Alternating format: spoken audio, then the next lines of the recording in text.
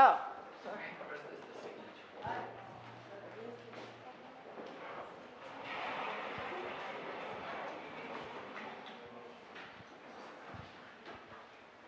Firmosim sot marrëveshjen e grantit ndërmjet Republikës së Shqipërisë dhe Bankës Evropiane për Investime për projektin Infrastruktura hekurrudhore Korridori 8, faza e parë Shqipëri, dhe kontratën financiare ndërmjet Republikës së Shqipërisë dhe Bankës Evropiane për Investime për projektin Infrastruktura hekurrudhore Korridori 8, faza e parë Shqipëri. Nënshkruajnë Zonja Belinda Balluku, zëvendës kryeministër dhe ministër Infrastrukturës dhe Energjisë, Zoti Lionel Rapaj, drejtori i Bankës Evropiane për Investime.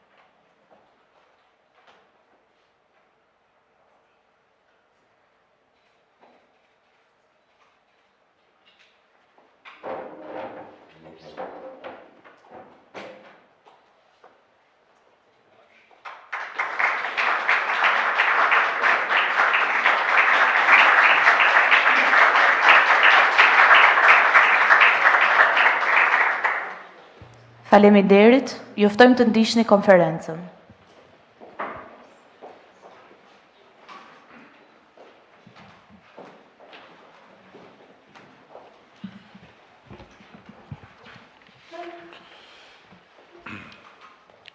Mirëdita të gjithëve. Është kënaqësi e posaçme që të kemi sot në Tiranë në këtë vizitë të parë në vendin tonë përfaqësuesen e lartë të Komisionit Evropian dhe zëvendës presidenten e këtij komisioni, Kaja Kallas. Mirë se erdhe në Shqipëri e dashur Kaja, dhe më vjen jashtëzakonisht mirë që më në fund e mbajtë fjalën, ma kishte dhënë përpara si përfaqësuese e lartë e vendit tënd, po erdhe si përfaqësuese e të gjitha vendeve tona. Kemi pasur një takim si gjithmonë shumë pozitiv, ashtu siç tha zëvendës presidentja, mes nesh dhe Bashkimit Evropian nuk ka asnjë problem apo çështje të hapur, përkundrazi kemi një linjëzim të plot në të gjitha aspektet, gjë që shprehet më së miri edhe në politikën e jashtme të Republikës së Shqipërisë, e cila është 100% e linjëzuar me politikën e jashtme të Bashkimit Evropian. Dhe natyrisht që kemi folur sidoqoftë për sfidën e madhe të procesit drejt antarësimit të Bashkimit Evropian, për kalendarin shumë ambicios të dakordsuar me Komisionin për mbylljen e negociatave brenda vitit 2027, ashtu si kundër kemi folur edhe për rajonin dhe për problematikat në rajon, në një moment kur ne kemi të domosdoshëm unitetin dhe stabilitetin e të gjithë rajonit, ku fatmirësisht të gjitha vendet kanë synim të shpallur strategjik antarësimin në Bashkimin Evropian. dhe ku ky destinacion është një pikë referimi jashtëzakonisht e dobishme dhe ndihmuese për të kuptuar edhe politikën e ditës dhe hapat që të gjithë bashku duhet hedhim në të përditshmen tonë, në mënyrë që jo thjesht secili prej nesh të antarësohet Bashkimin Evropian, po i gjithë ky rajon të bëhet pjesë organike e familjes bashkuar europiane. Dhe thënë të gjitha këto, kemi prekur me zëvendës presidenten dhe çështjen e bashkëpunimit strategjik në fushën e sigurisë. Siguria është një temë gjithmonë më qendrore në jetën e përditshme dhe në politikën e Bashkimit Evropian. Dhe si kundër e kam ndarë edhe pak kohë më parë me publikun, duhet ta përsëris që në një anketë të fundit të bërë në vendet e Bashkimit Evropian për popularitetin e Bashkimit Evropian, një anketë që kryhet qysh për vitin 1983, rezulton se pikërisht që nga viti 1983, mbështetja e Bashkimit Evropian nga popujt që e përbëjnë është më e larta ndonjëherë. Gjë që nuk ndodhte deri pak kohë më parë, sepse popujt e Europës sot më shumë se asnjëherë më parë e ndjejnë që lufta nuk është një film bardhëzi i të shkuarës dhe as një ngjarje spontane që ndodh në kufit e Europës, por është një kërcënim real, ndaj të cilit Europa duhet të shtrëngojë radhët dhe duhet të forcohet. Dhe pa diskutim që në këtë pjesë e këtij angazhimi është edhe Shqipëria në përmasën e vet. Gjithashtu dua të theksoj që partneriteti për sigurinë e mbrojtje, që e kemi nënshkruar së bashku me Kajën dhjetorin e kaluar, është një hap që pasohet nga të tjerë hapa dhe praktikisht dialogu për këtë partneritet do të jetë një konstante e vazhdueshme e marrëdhënies sonë me Bashkimin Evropian përpara antarësimit, por patjetër pjesë e këtij partneriteti Shqipëria do të jetë edhe si antare e Bashkimit Evropian. Nuk dua të zgjatem më shumë, sepse vetëm do përsëris gjëra që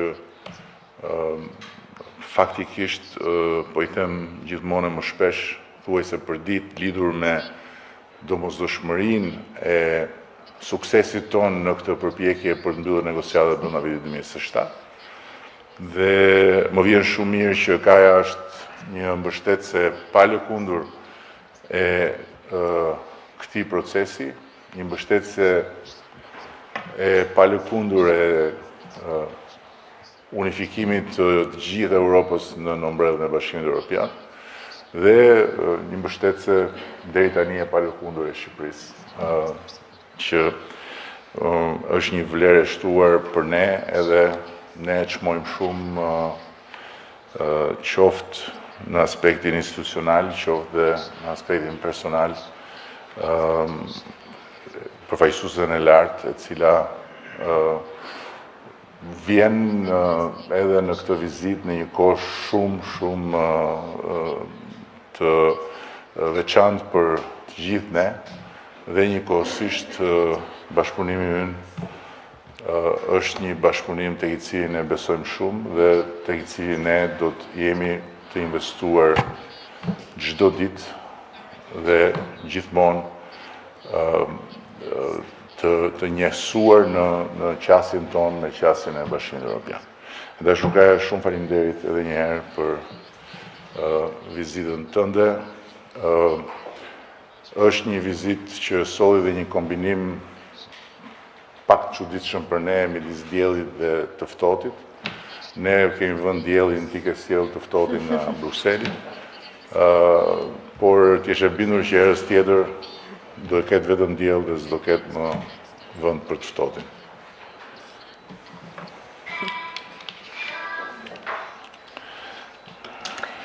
Thank you. Thank you, dear Eddie. And well, Brussels was not Brukseli nuk kishte të ftohtë, kështu që nuk erdhi nga Brukseli i ftohtë, po ndoshta nga veriu. Kështu që është kënaqësi që takohemi sërish dhe takohemi në Shqipëri sërish, sepse Shqipëria është vërtet një partner i fortë i Bashkimit Evropian. Ju jeni aleat, antar i NATO-s dhe jeni në përputhje të plotë me politikën e jashtme dhe të sigurisë së Bashkimit Evropian.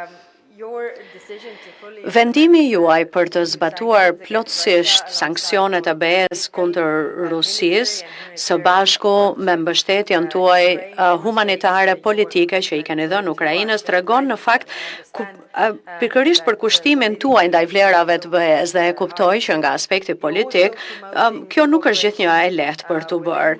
Gjithashtu ju jeni të vlefshëm shumë edhe të dobishëm dhe për sa i përket bashkëpunimit në rajon, në mbështetjen e autoriteteve për të patur në fakt edhe një mjedis të sigurt në Bosnjë-Hercegovinë.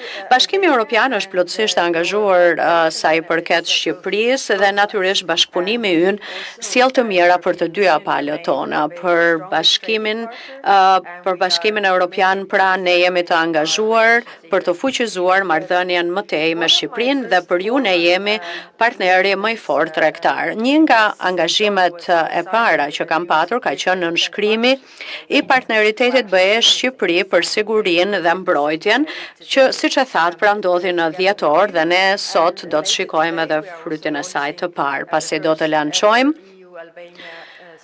edhe dialogun e parë BE-Shqipëri për sigurinë dhe mbrojtjen. Ky është një hap vërtet shumë i rëndësishëm pasi po e thellojmë më tej bashkëpunimin edhe në sektorin e sigurisë. Duke i hedhur syt përpara, ne në fakt kemi dëshirë që ta zgjerojmë këtë bashkëpunim në fusha të reja, si për shembull për të luftuar kërcënime hibride, por edhe sa i përket sigurisë kibernetike, të luftojmë terrorizmin, por edhe të merremi me menaxhimin e krizave. Bashkimi Evropian ka ofruar rreth 13 milionë euro në financime me anën e mekanizmit evropian të paqes për të përmirësuar përgatitjen e forcave të armatosura në Shqipëri. Gjithashtu, ne kemi zgjeruar edhe prokurimin për sa i përket kësaj çështje dhe ky është një diskutim që ne po e bëjmë me të gjitha vendet dhe Shqipëria mund të përfitojë në rast se zgjedh që të jetë pjesë e saj. Po sigurisht që bashkëpunimi ynë shkon përtej sigurisë, sepse Shqipëria ka një agenda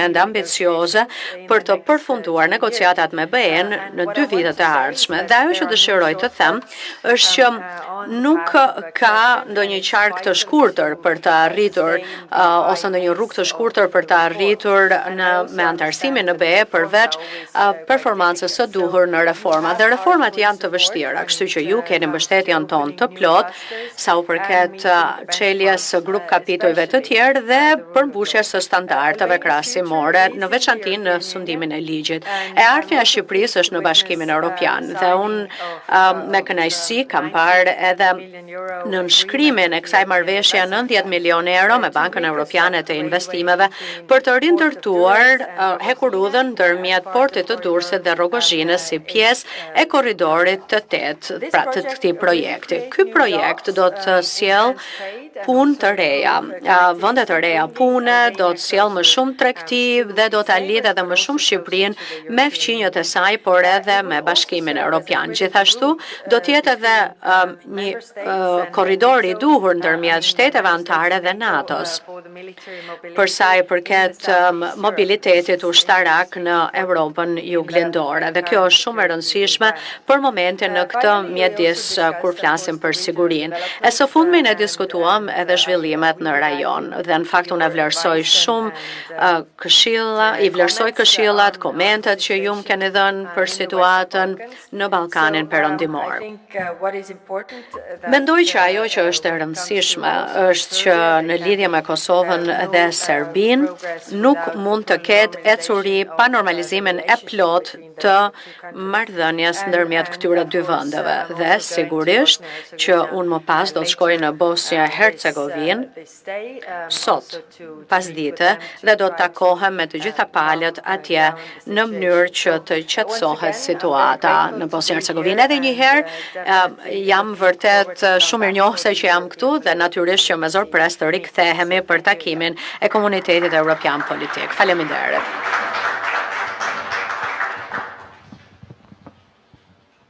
Përshëndetje, Ngelida Mema nga Euronews Albania. I'm here.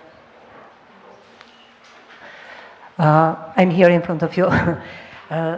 Zonja Kallas, është viti 2030 një vit i mundshëm që Shqipëria të jetë vend antar i Bashkimit Evropian dhe ky proces integrimi kushtëzohet nga reforma të caktuara siç është ajo për shembull kundër korrupsionit ndaj funksionarëve të lartë. Kryeministër, ju premtoni pasaportën e Bashkimit Evropian. Në fakt, integrimi i Shqipërisë në Bashkimin Evropian nuk është monopoli një partie, për aq kohë sa integrimi kërkon edhe një konsensus me forcat e tjera opozitare për të kaluar në kuvend projekt ligje apo reforma të rëndësishme. Si mendoni që pas 11 majit do të jetë e mundur ky konsensus politik, gjithnjë nëse mbetemi në të njëjtin rezultat që jemi tani, apo ndoshta 11 maj mund të prodhojë një tjetër rezultat zgjedhor? Thank you. So 2030 is 2030 a është pra një objektiv realist? Po, është, në rast se ne të gjithë do të ndërmarrim hapat e duhura gjatë rrugës, pra Shqipëria me reformat e saj, po jo vetëm reformat që duhen miratuar, por edhe këto reformat të miratuara që duhet të vijnë në zbatim. Dhe këtu sundimi i ligjit është skajshmërisht i rëndësishëm, pasi sundimi i ligjit shtetit së drejtës është një nga bazamentet, themelet e Bashkimit Evropian, por është edhe themel i begatisë së një vendi, sepse në rast se investuesit kanë besim tek sistemi juaj ligjor, atëherë ata kanë besim që të investojnë në ekonominë tuaj. Kështu që kjo pra është edhe në të mirën e Shqipërisë. Është realiste në rast se të gjithë bëjmë detyrat e shtëpisë. Faleminderit. Atëherë, spari ne kemi, siç e përmendi dhe Kaja më parë, një plan të dakordsuar me Bashkimin Evropian për të mbyllur negociatat në 2027. Që do të thotë që në momentin që mbyllen negociatat, Komisioni i rekomandon vendeve anëtare antarësimin. Dhe pastaj çdo vend anëtar merr rekomandimin, ja paraqet parlamentit përkatës dhe të gjithë parlamentet miratojnë antarësimin. Prandaj ajo që ne parashohim është një periudhë 2 vjeçare ratifikimesh për të qenë realist, që konkludon me 2030-ën në tryezën e Bashkimit Evropian. Kështu që plani është krejtësisht i qartë. Natyrisht që pjesa jonë është që të përmbyllim negociatat me sukses deri në fund të 2027-s. Ne jemi shumë të përgatitur për ta bërë këtë dhe po punojmë çdo ditë për këtë. Ambicia është që brenda vitit të hapim të gjithë kapitujt dhe e përsëris kur them ambicia nuk është ambicia jonë, është pjesë e planit të dakordsuar. Dhe në momentin që të gjitha këto bëhen realitet, nuk ka asnjë pengesë përderisa Bashkimi Evropian e ka hapur derën dhe për herë të parë mendoj unë që prej shumë vitesh kur dera u mbyll pas antarësimit fundit që ishte Kroacia, dera është hapur realisht dhe është konkrete hyrja në Bashkimin Evropian. për interesat të përbashkëta, strategjike. Natyrisht që kjo lidhet patjetër me punën tonë, dhe puna jonë nuk duhet të ndërpritet asnjë sekond. Kjo është logjika. Pasaporta e BE-s është rrjedhoi e antarësimit. Në momentin që ne antarësohemi në BE, marrim dhe pasaportën e BE-s, që do thotë nuk është më Republika e Shqipërisë vetëm, por është edhe Bashkimi Evropian në pasaport me të gjitha ato që rrjedhin nga qenia qytetarë të barabartë të Bashkimit Evropian. Dhe në këtë pikë unë mendoj që ne nuk na ndal askush dhe nuk do na ndal askush, pa diskutim. Unë jam i bindur që në 11 maj ne do të marrim rezultatin e nevojshëm për ta çuar përpara këtë proces pa humbur asnjë minutë përsëris, sepse çdo lëkundje dhe çdo humbje kohe në kalendarin e përcaktuar deri në 2027 mund të sjellë pasoja që lidhen jo me ne, por me dinamikat të tjera që mund ta mbyllin derën prapë. Kështu që ky është shpjegimi im për këtë. Përshëndetje, Fiorella Beleshja, AdyCNN. Pyetja parë është për zëvendës presidenten. Integrimi i Shqipërisë në Bashkimin Evropian është karta kryesore, duhet themi, e politikës në Shqipëri, pasi vendi ynë shkon në zgjedhje dhe jemi në prag të hapjes së fushatës së zyrtarisht. Kemi një deadline dhe një të paktën një qëndrim të zotit Rama, të kryeministit, i cili drejtonte majorancën socialiste, i cili thoshte që vetëm Partia Socialiste mund ta dërgojë Shqipërinë në Bashkimin Evropian deri në 2030 dhe çdo rotacion politik mund ta pengojë. Pyetja për ju është, a ngadalson rotacioni politik integrimin e Shqipërisë? Ndërkohë për ju, kryeministër, cili është qëndrimi juaj përsa e përket tarifave të vendosur nga administrata Trump dhe a ka bërë një analizë qeveria se si mund të ndikojë, pasi të paktën deri më tani përflitet për luatë tregje financiare, ndikimi që mund të ketë në Bashkimin Evropian, por edhe ndikimi që mund të ketë në Shqipëri për shkak të importeve, mund të ketë rritje çmimesh dhe nga ana tjetër, a kemi një negociatë drejt për drejt nga ana e Shqipërisë me administratën Trump? Faleminderit. Thank you. So, I mean, coming from a country that has done the Pra, unë vi nga një vend që e ka kryer rrugtimin e vet drejt BE-s dhe është tashmë shtet antar dhe është e qartë që në këtë rrugtim duhet në fakt bashkëpunimi i të gjitha palëve, sepse për të duhen disa reforma shumë të vështira që duhen zbatuar plotësisht dhe për këtë duhet mbështetje, përkrahje e plot. Ajo që kuptoj unë këtu është që në Shqipëri të gjithë qytetarët e kanë dhënë pra mbështetjen e tyre për në tyre për rrugtimin e Shqipërisë dhe antarësimin e saj në BE, pra një mbështetje e gjerë. Dhe kjo është një gjë që shqiptarët duan të arrijnë, antarësimin në BE. Dhe për këtë duhen reforma të vështira që kërkojnë mbështetjen e të gjithëve në shoqëri, sepse ky është objektivi përfundimtar. Pra jo vetëm thjesht reformat, por dhe zbatimi i tyre që kërkon mbështetjen e plot të partive politike. Përpara ca kohësh i bët një pyetje ambasadorit të BE-s. E pastaj disa pasqyra e morën përgjigjen që ishte përgjigjja e vetme dhe më normalja e mundshme nga ambasadori dhe e kthyen sikur ambasadori kishte thënë që deklaratat e mia nuk janë në përputhje me çfarë mendon Bashkimi Evropian. Tani unë nuk di çfarë prisni ju kur pyesni Bashkimin Evropian lidhur me çfarë ndodh këtu në aspektin elektoral. Përgjigja është e vetmja dhe e ditur botërisht.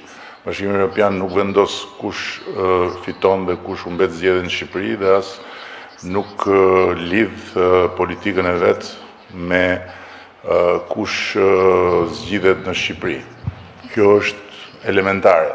Por ama, nga ana tjetër, ajo që unë them dhe përsëris është që nuk ka një forcë tjetër që e kryen dot këtë mision. Këtë nuk është Bashkimi Evropian që e përcakton. Dhe edhe nëse mendojnë nuk kanë për ta thënë ndonjëherë. Kështu që kjo është një pyetje pa lidhje, por e kuptoj që është për konsum këtu, kështu që jam i bindur që do lexoj në përpasqyra që zonës presidenti e komisionit tha që etj. Po kjo është puna juaj, ne jemi vend i lirë demokratik, shkruani çfarë doni në 11 maj, pastaj do thoni atë që do thonë edhe qytetarët. Në ndërkohë që për sa i përket pyetjes tjetër, unë nuk kam asnjë koment për këtë, s'kemi asnjë shqetësim lidhur me atë temë. Qasja jonë ndaj gjithë kësaj politike të re që po bëhet me tarifat është një qasje shumë e thjeshtë dhe në një farë mënyrë komode për vetë pozicionin tonë, për vetë volumin e tregtisë që ne kemi me Shtetet Bashkuara dhe në rast se i referoheni edhe tabelës tarifave të shpallura nga sala ovale, ne nuk kemi arsye të kemi asnjë shqetësim. Përshëndetje, Ermal Qori nga televizioni Vision Plus. Pyetja parë është për zonës presidenten. Bashkimi Evropian ka qenë një mbështetës sa i takon reformës në drejtësi dhe progresit që pritet në fakt sa i takon luftës kundër korrupsionit apo dhe sondimit të ligjit. Nëse shohim deri në këtë momente, sa efektive dhe si vlerësohet nga ana juaj e gjithë arritja që është bërë deri më tani, duke vendosur kështu para drejtësisë edhe funksionarë të lartë. Ndërsa pyetja tjetër për kryeministrin, nga ajo çka Partia Socialiste duket që ka qenë mbështetëse kryesore, referuar këtu edhe fjalës tuaj dhe çka keni thënë më herët se i takon reformës në drejtësi. Jeni të kënaqur, po them kështu, ose të paktën a janë arritur objektivat kryesore në raport me gjithë funksionin që ka patur SPAK deri në këtë moment dhe a prisni më tepër prej SPAK? Faleminderit.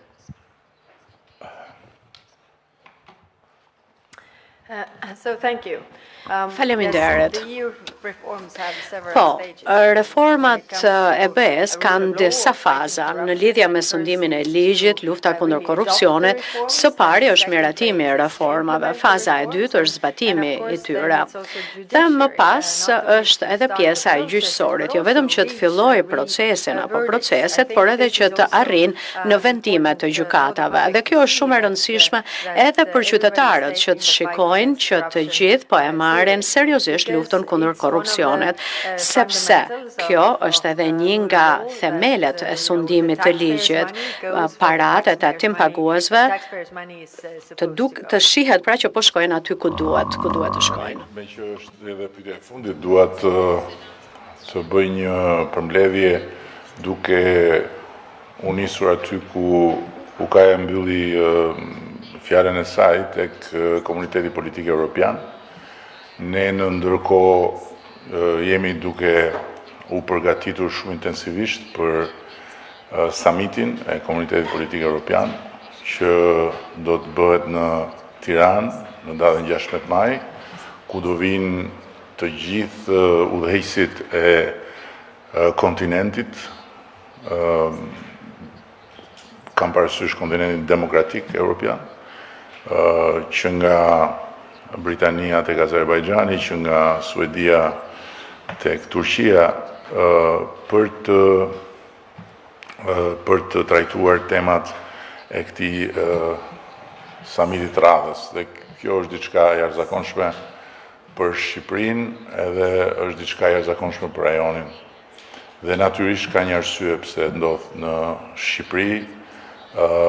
Unë besoj që është një vlerësim shumë i madh, por njëkohësisht është dhe i përgjegjësi shumë e madhe për ne si aktor këtu në këtë rajon që është gjithmonë i rëndësishëm për BE-n. Së dyti duhet ta them që përpara konferencës nënshkrimi që u bë është pjesë e një programi masiv investimesh në infrastrukturën e kurridore. Dhe kjo është dhe arsyeja pse ky 5 vjeçar që na ndan nga mbyllja e kësaj dekade do të jetë njëkohësisht edhe një 5 vjeçar ku do të kthehen hekurullat në Shqipëri, kuptohet në një nivel tjetër nga çfarë ishin, dhe kjo është një nga shumë arsyet për të jo vetëm besuar, por edhe për të luftuar që ne të antarësohemi në Bashkimin Evropian, sepse falë kësaj marrëdhënie, ne jemi në gjendje sot të kryejmë një sër investimesh që përndryshe do ishin të pamundura për ne. Dhe e fundit, natyrisht Bashkimi Evropian nuk është thjesht çështje investimesh, madje për ne, për historinë tonë, për mënyrën se si ne e kemi kërkuar Europën, në radhë parë është një çështje lirie, është një çështje të drejtash individuale, është një çështje barazie para ligjit. Ne nuk kemi pas asnjëherë barazinë para ligjit. Dhe sot, vetëm në këto vitet fundit, ne jemi duke bërë një ushtrim të panjohur më parë për shtetin, për popullin ton, ushtrimin për të pasur barazi para ligjit, falë reformës në drejtësi. Dhe përsëris që nga 1912-a, kur ne kemi shpallur shtetin e pavarur nga perandoria, ne nuk kemi pasur asnjë rast ku një person i veshur me pushtet politik të jetë hetuar dhe gjykuar në mënyrë të pavarur. Kemi kaluar nga mbretëria në diktaturën komuniste, nga diktatura komuniste në tranzicionin demokratik, por nuk kemi pasur asnjëherë një hetim dhe një gjykim të pavarur, dhe nuk e kemi njohur çfarë është barazia para ligjit. Sot jemi duke vendosur pikërisht themelet e barazisë para ligjit. Dhe ne na duhet hyrja në Bashkimin Evropian në radhë parë për këtë, që barazia para ligjit të jetë e pakthyeshme. Që barazia para ligjit mos varet nga vullneti i një qeverie apo një qeverie tjetër, nga vullneti i një kryeministri apo një kryeministri tjetër, por të jetë një normë e pa negociueshme dhe e pa shkelshme nga askush më. Dhe nëse ne bëhemi antarë të kësaj familje, kjo është e garantuar. Dhe kjo është një gjë shumë e madhe për ne. Dhe natyrisht, nëse jemi duke përjetuar këtë moment historik, kjo lidhet me vullnetin e kësaj shumice që qeverisë sot vendin, që udhëhoqi reformën drejtësi, dhe me mbështetjen e pa kufishme të Bashkimit Evropian në këtë aspekt. Kështu që e parë në perspektivën historike dhe e parë me syt e të ardhmes, unë nuk jam i kënaqur, unë jam krenar shumë për këtë. Jam shumë krenar sepse ky është një nga ato gur themele që mund t'i mbuloj llumi i kënetës së politikës përditshme, por historia i kujton dhe i mban parasysh si momente të shtetbërjes. Dhe patjetër që nuk jam i kënaqur, jam shumë krenar. Ne do vazhdojmë ta mbështesim fuqimisht këtë proces të barazisë para ligjit, dhe aleanca me Bashkimin Evropian është një garanci absolute për këtë, sepse Bashkimi Evropian ka të gjithë dijen dhe ka të gjithë instrumentat për të na lehtësuar një proces që pa Bashkimin Evropian do ishte i pamundur. Dhe në mbyllje duhet ta përsëris. Ne, kur kemi nisur këtë rrugtim, kemi qenë në të njëjtat kushte ekonomike dhe sociale si Iraku, si Afganistani, si ca vende të tjera, po marr këto të dyja se këto të dyja kanë provuar të bëjnë demokraci. Dhe ne nuk kemi pas asnjë lidhje me Estoninë dhe me gjithë vendet e tjera të lindjes, se ne ishim Korea e Veriut në këtë kontinent. Dhe nëse sot jemi këtu ku jemi, dhe jemi pranë hyrjes Bashkimit Evropian, ndërkohë që Afganistani është kthyer te talibanët, Iraku është një kaos. Kjo vjen vetëm për një arsye. Ata nuk e kanë Bashkimin Evropian. Ne e kemi. Ata nuk kanë lindur me bekimin e të qenit mes të Europës edhe të pasurit të një burimi, dijeje për shtetin dhe për institucionet dhe kulturët e institucionet. Ne kemi këtë bekim. Kështu që nuk ka diskutim që ne jemi shumë krenar për këtë dhe ne nuk do pushojmë një sekond derisa të hymë në derën e Bashkimit Evropian dhe të ulemi në një ndryes me Bashkimin Evropian. Si një njeri i dashuruar marrëzisht që sado që i thonë kujdes se martesa nuk është gjëja më e bukur që mund të ndodhë, nuk i ndahet dashurisë vetë derisa martohet. Dhe si një njeri që mund të flasë për martesën me shumë kompetencë, për them që në fund të ditës nuk ka më mirë se martesa, kur është e duhura. Kështu që kaja ti e di që unë kam marriage-based, këtë proces jo marriage-based. Thanks.